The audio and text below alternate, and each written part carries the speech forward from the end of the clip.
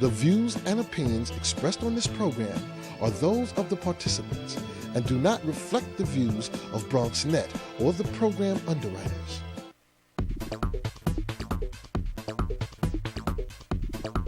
BronxNet. Your voice, your views, your vision.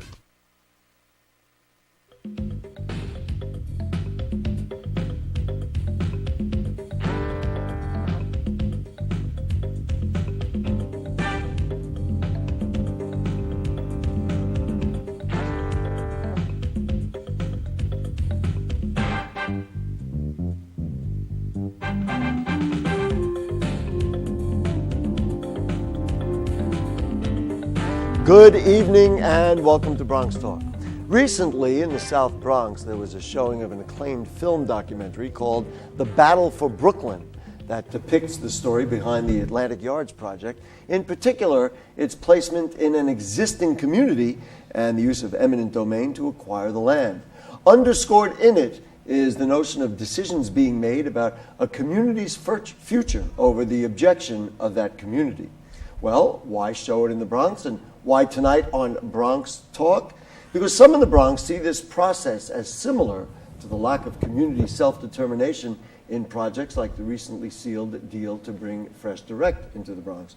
So tonight we bring an advocate from all the way over there, from Brooklyn, who is a producer of the film, together with a South Bronx community activist from South Bronx United, to see if they have something in common. You too can weigh in with your thoughts or questions by calling in at 718-960-7241. You can also email comments or questions to us at bronxtalk@hotmail.com, and we'll read those on the air during a future edition of BronxTalk.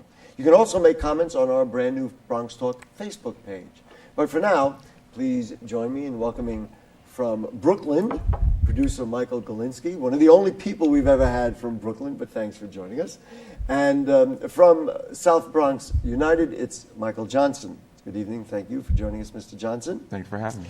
Let's start with you, and let's talk a little bit about why we're actually doing this. What is the relationship that you folks see between what you're advocating and the battle for Brooklyn, and why was it, from your perspective, worthwhile to show that movie on in the South Bronx? Well, we feel that there's a lot of similarities with the lack of community input as far as the project that happened in Brooklyn, which we had the opportunity to see in our community at the Bronx Documentary Center.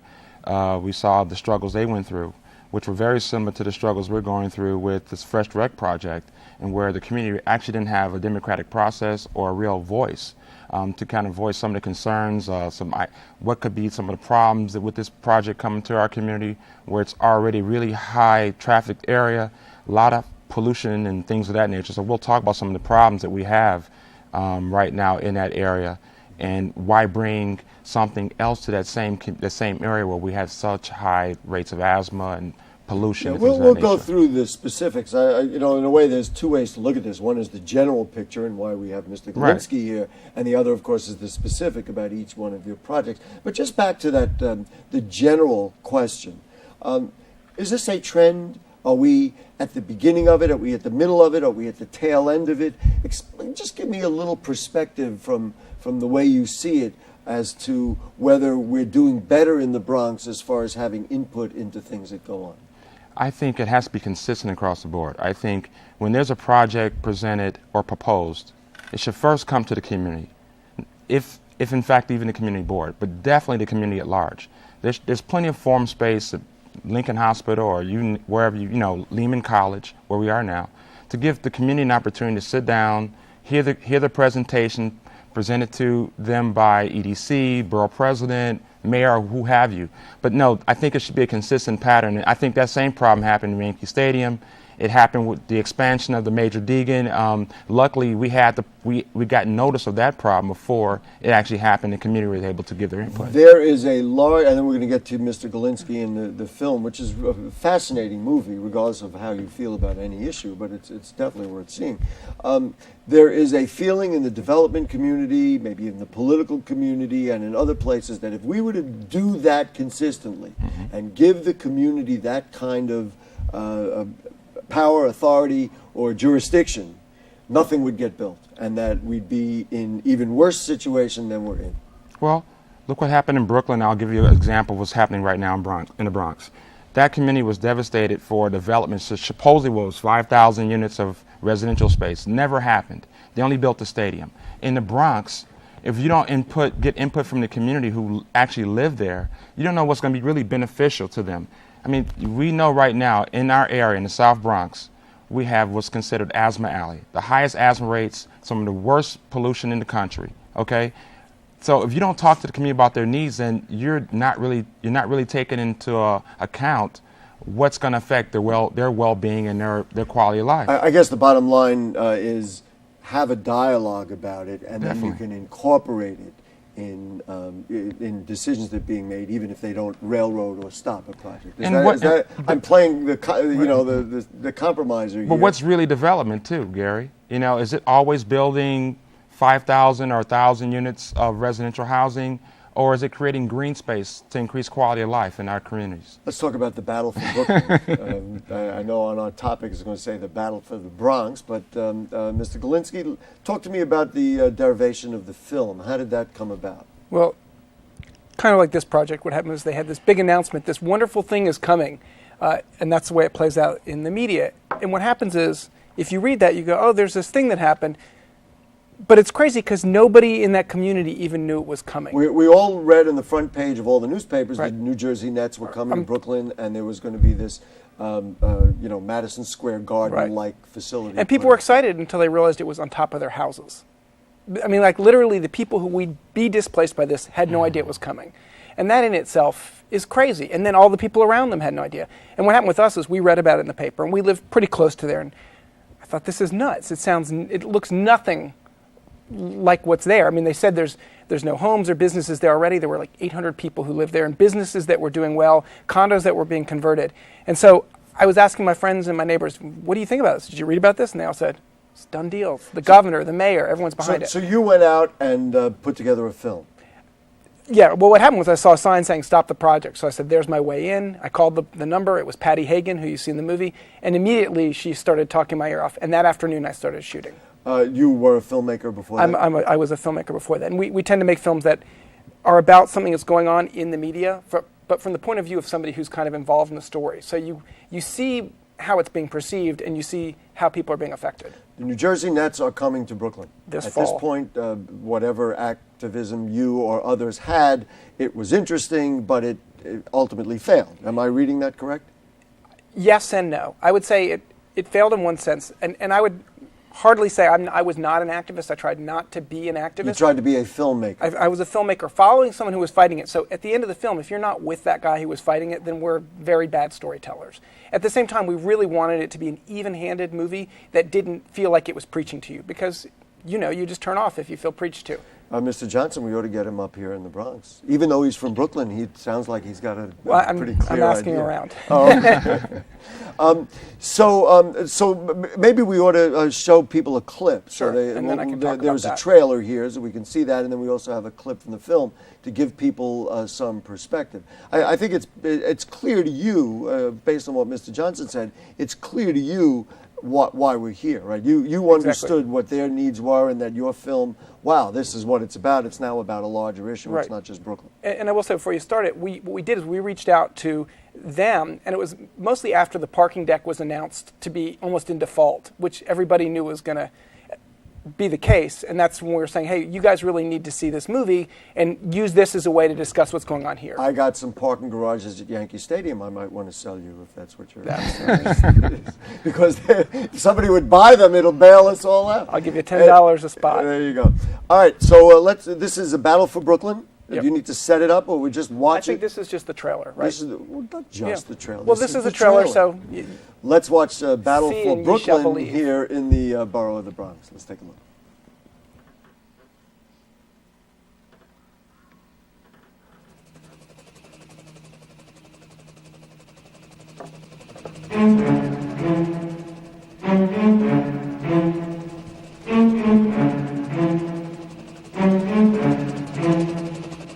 The New Jersey Nets may soon be the Brooklyn Brooklyn Nets, Bruce Ratner, says he will move the Nets into a proposed arena complex right in the heart of Brooklyn. There are those who are raising serious objections about the loss of homes and businesses to make way for this arena. My building is right about here under the arena. I moved into a neighborhood because I wanted to live in it for a long time, perhaps raise a family in it. If you can't fight for your community and your home and your neighbors, you're really probably not going to fight for anything. We are going to get the Nets to Brooklyn. If it's the last thing I do. It's somewhat of a David versus Goliath situation, but David wins sometimes. Everyone's jumping up and down about basketball. The reality, this is a land grab. The cameras cannot belong on the roof. We don't want it done. We don't want it done. Their homes will be taken by force and abusive eminent domain. Where can I go now? You should stay home. You shouldn't go anywhere. It is wrong to take people's houses. The money was clearly promised in the middle of the negotiation. That compromises the negotiation. This is Brooklyn's future. We deserve it. It's our time. Did I imagine that it would be going on this long and I'd be doing this? No. We're both doing this work. We're both obsessed with it. They want to take your tax dollars for our basketball arena. All of that brings more money into Brooklyn, more pride into Brooklyn, and more employment into Brooklyn. That's why this fight gets ugly at times, because you have a community at war with itself, and you have no adults in the room. It's left to a corporate entity and a community. Nobody's going to remember how long it took. They're only going to look and see that it was done. There is one apartment that remains in that building free. They had cops on every rooftop because they're so terrified of this community. My wife and I met as activists. We have a child. In part, we want to teach that child to stand up for one's principles. But we're proud of what we've done. We're proud of the 6-year-long fight that this community has waged against this awful project.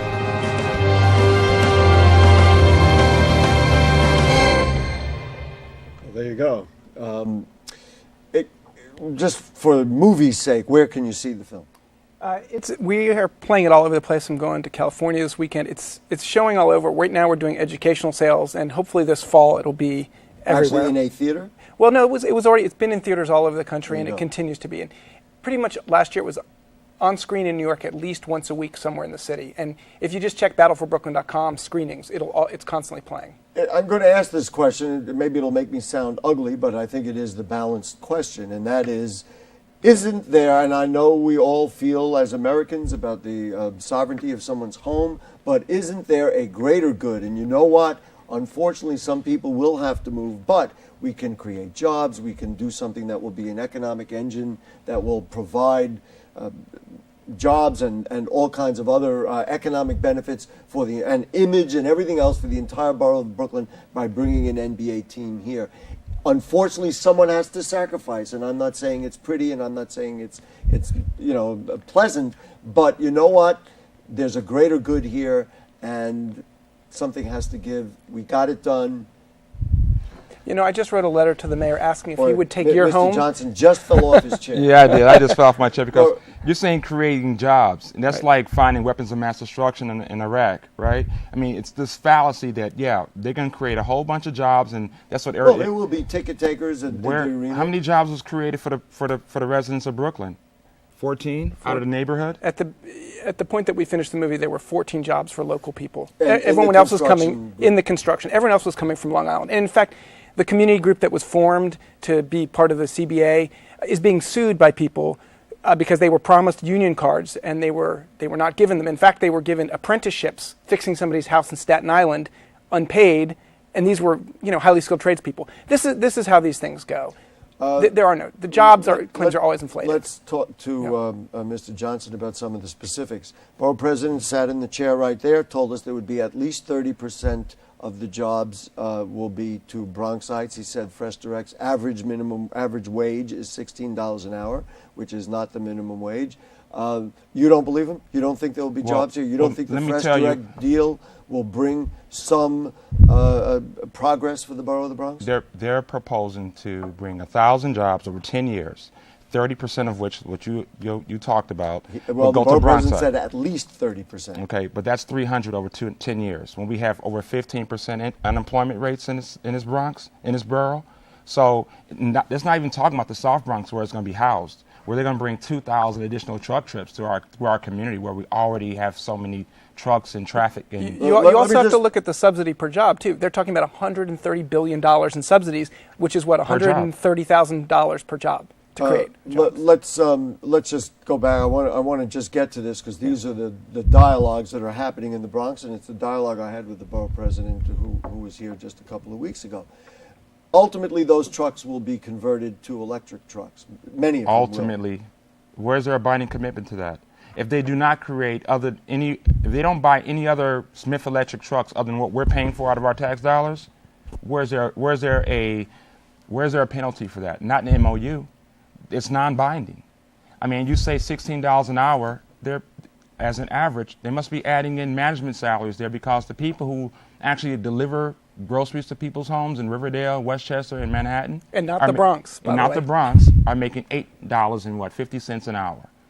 Most of these people work in 38-degree temperature rooms, standing up 8 to 10 hours a day, right, for $8.50. Living wage is $10, right, $11.50 without benefits. Why is this project exempt? I think you asked the borough president that as well, but don't bring. The only thing they're guaranteed to bring to our community is increased truck traffic. Already on that site, we're dealing with 5,000 tons of solid waste by Waste Management on the same plot of land, which we're going to look at shortly, I'm sure. We also got FedEx, 1,400 truck trips. We also have the New York Post right there as well, with distributing their papers and manufactured right there on that same site. Is that not enough for our community? One other point, which is the point we started the show with, and that is the notion of community input. Borough president said the EDC did make a presentation to Community Board 1. Activists said they did this over without even consulting us. When I asked the borough president about it, he said some members weren't there, but in fact the EDC was there. You sit on the community board. I would love to comment on that. Please I do. The meeting supposedly that happened in our community board was our district manager saying Fresh Direct is coming to our borough, to our district. There was no EDC coming to our community board. I think maybe you should call the borough president and make sure you can check that and make sure it really happened. I didn't miss any meetings, and I have the minutes to the meetings he's talking about when it was first announced. There was no EDC coming to our community board, to the land use. I'm on land use economic development subcommittee. I'm on the full board. Nothing came but an acknowledgement that it was coming and it was a done deal. That's not the way democracy is supposed to work, and how the public should be informed. Does this resonate for you about what you heard from people in Brooklyn as you were making the film? I mean, is this what you heard? Well, this is what I watched. One thing we talked about earlier was this idea of if you're the government and you're a major developer, you're going to control the narrative. So when are these things announced? When they hold a press conference. It's not like Mychal here is holding a press conference and everybody in the media shows up. So they really control the narrative. And one idea of the movie is, in some ways, it would take back the narrative and it would get people to see what really happened. So some people might say, well, it's one-sided. It shows the whole thing that happened. And when you see it happen over 8 years, you understand what happened, which is why we've been going all over America showing it. Did you get a feeling of deja vu when you started talking to these people? I get a feeling of deja vu every time I go to another city. We just showed it in San Francisco with these people who were fighting the 49ers stadium in Santa Clara. This is a town of 100,000 people that's going to be on the hook for $850 million in bonds for the 49ers stadium. Nobody knew. One thing I want to do, time is always too fleeting on a show like this. You brought a map or something, and I know people in the Bronx have heard about the Fresh Direct deal, but I think this will put it in some perspective. Great. So, Jane, can we pop that map up on the screen and explain what you wanted to show us with this map? Go ahead, pop it up there. Is it coming up? I'll abandon it if we don't have it. There it is. There we go. Okay. So what do we got? In the southern portion, the very southernest tip of the Bronx, you see that's the Harlem River Rail Yards. Go right to where Fresh Direct is going to be. What color? It's in dark red to your right bottom corner. Okay. See a large red blob. So this is a plot of land that's out by the river, nowhere near anybody's residences. Why can't we use that for jobs and development? Thank you so much, Gary. Because This land was leased to the Galinsky Group or Harlem River Rail Yards 20 years ago. Since then, the community has rezoned the area within less than a block away, rezoned it twice for residential purposes. So we just recently, it was just completed in 2010 and now it's occupied. If you go to the the next left, the red blob to the left of the larger one, just next to that is a yellow structure. That's 420 units of residential housing that's occupied right now. So now we have all this supposed 2,000 truck trip of traffic coming through that area where you have people living right there. So what was said before that the nearest housing was 3 blocks to the north, we rezoned where it says M1-3 R6A and R8A is residential zoning that we rezoned as a community. So for you, Jane, we can come on back here to the table. So for you, this doesn't smack of very good urban planning. Even if the Fresh Direct deal itself was a good deal, you're saying we have houses right there. I guess on the community board, we thought we were developing a community with parks and waterfront access, and now all of a sudden there's a very large plant of some sort, company of some sort. Right. Well, I mean, we've done a lot of research, and the environmental assessment or the application that was submitted to the IDA, which is a branch of EDC, Industrial Development Corporation, stated that the nearest housing was 5 blocks away or 3 blocks to the north of the site. That's just not true. And we're asking that a new environmental assessment be done.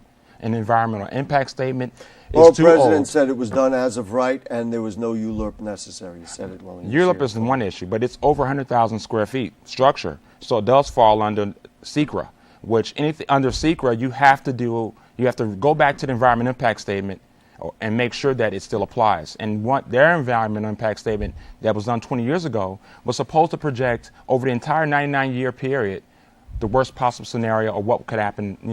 Who is going to take them to task on this? The people.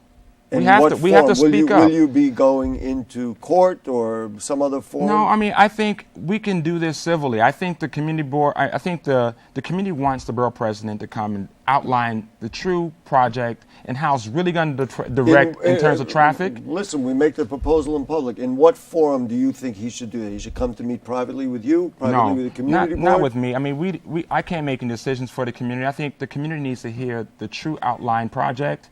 I think we also, as it pertains to traffic, as it pertains to true jobs, because of course we're not against jobs, but true jobs and how much they're really going to get paid, not $16 an hour. That's not If correct. The deal is already signed, sealed, and delivered, what do you expect to have happen? Much like happened in Brooklyn, much like happened with the filtration plant. We're going to inform the people of the truth and then let them make their own decision how to go forward. Let's go to the telephone. Our friend Mark from Pelham Parkway, who's usually long-winded, and as he can see on his clock, there's not a lot of time left. But Mark, how are you? Long-winded. Unfortunately, I'm long-winded, but telling the truth. If you look at everything that we've been promised in the Bronx, from the filtration plant alone and everything else, how many jobs were given to Bronxites for the filtration plant? How many jobs were given to the people who built the Gateway Mall? Right now, it's less than like 17% is the latest numbers.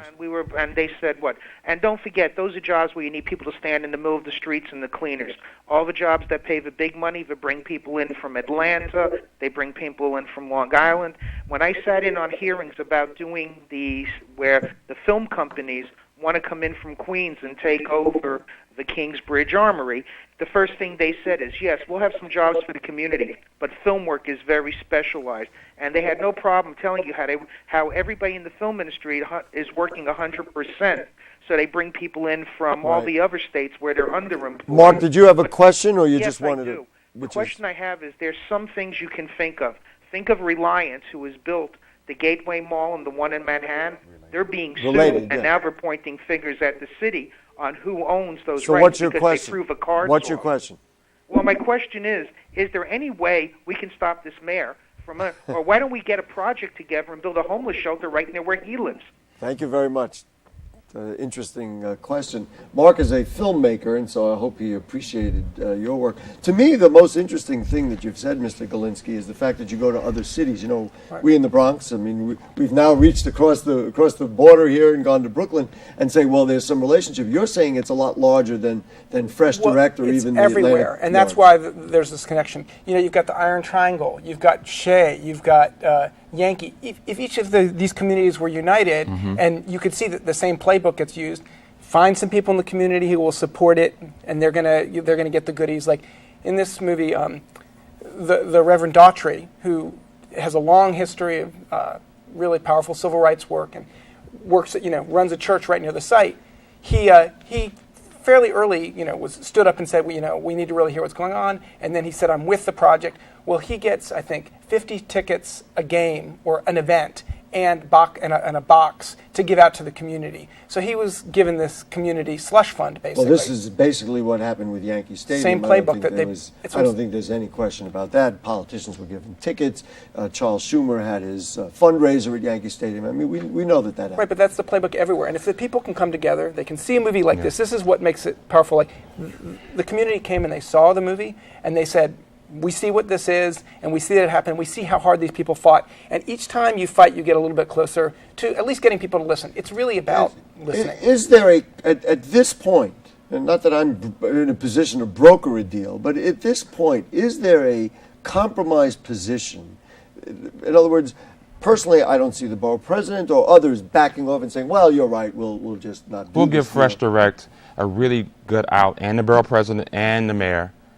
Stay in Long Island City. You have room to expand there. They claim there is not enough room to expand. According to their application, to which we have information, we've seen the application to New Jersey, and it states they had 3 options. One was to stay in Long Island City and expand because they have space to expand there. 2, go to the Bronx, which was the most expensive option. 3, move to New Jersey. Well, we could talk about New Jersey. That wasn't going to happen because, first of all, you don't want to lose any jobs out of the city. I'm just saying there's 2 options. I don't know that they're going to be driving across the bridge. Exactly. It wasn't really a real option. What would you like to see there? More to build a community, residential housing, and those kinds of things? No, I would like to see them stay in Long Island City. I would like to see that land looked at and reevaluated for open space, green space, access to our water, because of the asthma problem. But don't we need jobs when somebody says... You can create jobs with green space. Right now, it's also found out in the actual Department of State's own documents shows that was possibly a Native American burial ground in settlement. The very land they're talking about building on, and they're saying as long as they don't go down 15 feet, it's not a problem. We're essentially out of time, and do you think, just one word answer, the rest of Community Board 1 agrees with you, or are you somewhat of a lone wolf? No, we have a lot of people in our community who agree with this issue and around the Bronx. Mychal Galinsky, even though he's from Brooklyn, thank you so much for coming on all the way up to the Bronx. And the idea of talking about this issue and larger issues, I think, is a fascinating one. And certainly makes us, again, all of us feel like we're not alone in some of the things we talk about. And to Mychal Johnson, thank you, and we'll, of course, keep up the dialogue in the Bronx. And to you, if you have further comments or questions or anything you heard on tonight's show or anything going on in the Bronx, then you email them to us at bronxtalk@hotmail.com, and we'll read those on the air during a future edition of our program. Archives of Bronx Talk are available at bronxnet.org. You can click Bronx Talk on the right-hand navigation bar. Also, please become a fan of Bronx Talk on Facebook. Bronx Talk, Monday nights at 9 here on BronxNet, Cablevision 67, Verizon Fios 33. Thanks to producer Jane Folloro, our director Sean tonight, and our cast of thousands who are around us and up in the booth and at home, and to you and to everybody. And good night.